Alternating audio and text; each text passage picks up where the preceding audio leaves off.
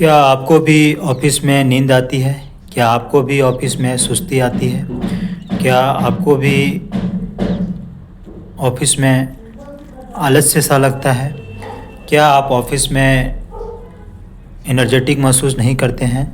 क्या ऑफिस में आपको भी उगाई आती है? क्या आपके मन में ऐसी इच्छा आती है कि ऑफिस के बगल में अगर एक कमरा हो तो मैं वहाँ थोड़ी देर आराम करके फिर वापस ऑफिस में आऊँ?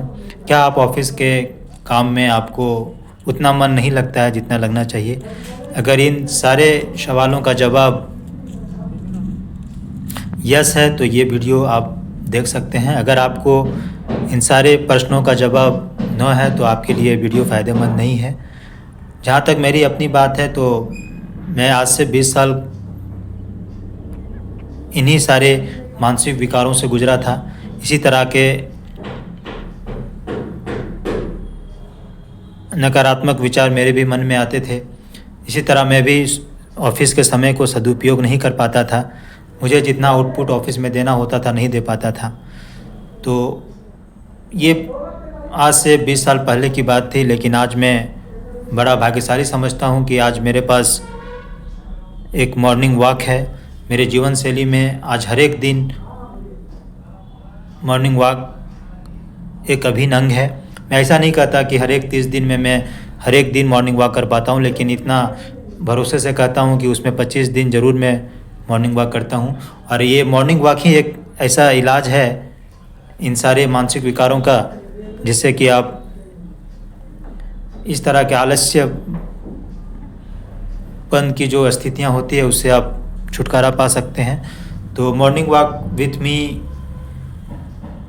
के अगले कड़ी डे 5 में मैं आपको डे 5 में क्या करना है उसका इंस्ट्रक्शन और सजेशन देने जा रहा हूँ। पिछले 20 साल का अनुभव ही मैं आपके साथ साझा करने जा रहा हूँ। तो इसके पहले मैं डे 4 का इंस्ट्रक्शन को एक बार रिवीजन मोड में ले आता हूँ। डे 4 का इंस्ट्रक्शन ये था कि आपको जब आप घर से मॉर्निंग वॉक के लिए निकलते हैं तो आपको 1 किलोमीटर डिस्टेंस कवर करना हो और फिर 1 किलोमीटर वापस आना है। इस तरह से टोटल आप 2 किलोमीटर का मॉर्निंग वॉक करते हैं। और अगर आप किसी पार्क फील्ड या तो ऐसे जगह पे करते हैं तो वहाँ पे आप 2 किलोमीटर का डिस्टेंस एक मेजर करके आप अपना 2 किलोमीटर का डिस्टेंस कवर कर सकते हैं। उसमें मैंने ये बताया था कि आपको शुरू का 1 किलोमीटर में सामान्य गति से चलना है ताकि आप अपने आप को वार्म अप कर सके, आपका बॉडी वार्म अप हो सके और आपका बॉडी तेज़ गति के लिए तैयार हो पाए। और नेक्स्ट का जो 1 किलोमीटर के बाद जो 1 किलोमीटर बच जाती है उसको 2 भाग में बांटना है, जो 500 मीटर और 500 मीटर का होता था। शुरू का 500 मीटर जो है वो पिछले 1 किलोमीटर के जो गति से आप चले हैं उससे थोड़ा उसकी गति ज़्यादा होनी चाहिए, थोड़ी रफ्तार तेज़ होनी चाहिए, थोड़ा हाथ और पैर का मूवमेंट थोड़ा तेज़ होना चाहिए।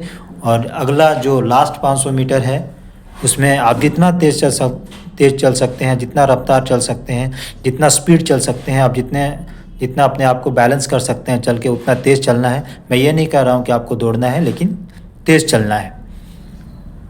ये डे 4 का इंस्ट्रक्शन था। डे 5 के इंस्ट्रक्शन में बहुत ज़्यादा चेंजेस नहीं है।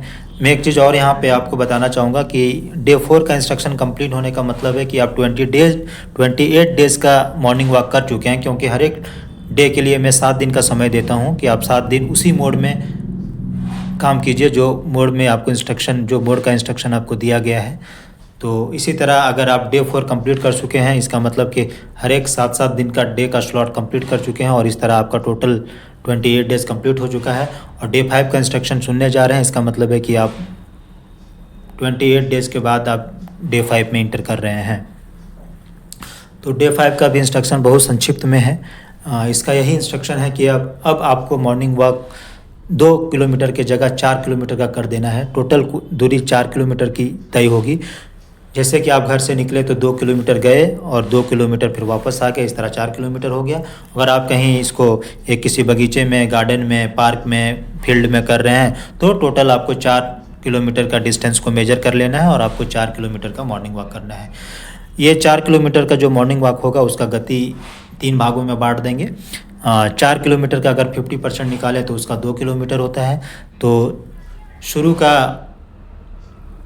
2 किलोमीटर सामान्य गति से करेंगे, नॉर्मल गति से करेंगे, अपना नॉर्मल स्पीड है उससे करेंगे, कोई हड़बड़ाहट नहीं, कोई जल्दीबाजी नहीं, आराम से चलेंगे ताकि बॉडी वार्म अप हो और बॉडी आगे के पेस को झेल पाए, कॉप अप कर सके, किसी तरह का मसल्स में ट्विस्ट नहीं आए, जॉइंट में पेन नहीं आए, बॉडी पेन नहीं हो, किसी तरह का टीयर एंड ब्रेकअप बॉडी में नहीं हो। और उसके बाद आपका बॉडी जब 2 किलोमीटर चलकर वार्म अप कर लिया है और अब हार्ट रेट ज़्यादा हो चुका है, मसल्स में ऑक्सीजन सप्लाई ज़्यादा है, ब्लड का सप्लाई ज़्यादा है, तो अब आप जो 4 किलोमीटर का 2 किलोमीटर सामान्य गति से तय कर लिए, अब इस बचे 2 किलोमीटर को 2 भाग में बांट देंगे। उसमें से एक भाग 1 किलोमीटर का, दूसरा भाग 1 किलोमीटर का, मतलब 50-50% का। तो आगे का 1 किलोमीटर का गति थोड़ा तेज़ रखना है ताकि आप थोड़ा तेज़ चल पाए, थोड़ा स्पीड चल पाए, हाथ पैर थोड़ा जल्दी चलाइए, थोड़ा गति तेज़ कीजिए, थोड़ा अपने आप में रफ्तार लाइए। तो ये हो गया रेस आगे का 1 किलोमीटर। तो टोटल आप 3 किलोमीटर कवर कर चुके हैं।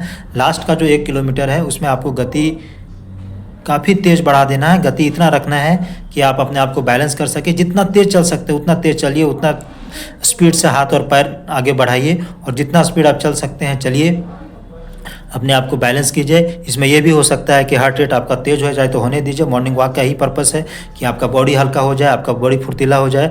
तो कोशिश यही कीजिए कि लास्ट का 1 किलोमीटर में जितना तेज़ चल सकते हैं, जितनी रफ्तार ला सकते हैं, जितना स्पीड अप कर सकते हैं कीजिए। आप बैलेंस कीजिए, हाथ पैर जितना आप आगे पीछे कर सकते हैं उतना कीजिए। और इस तरह आपका डे 5 का इंस्ट्रक्शन कंप्लीट हुआ।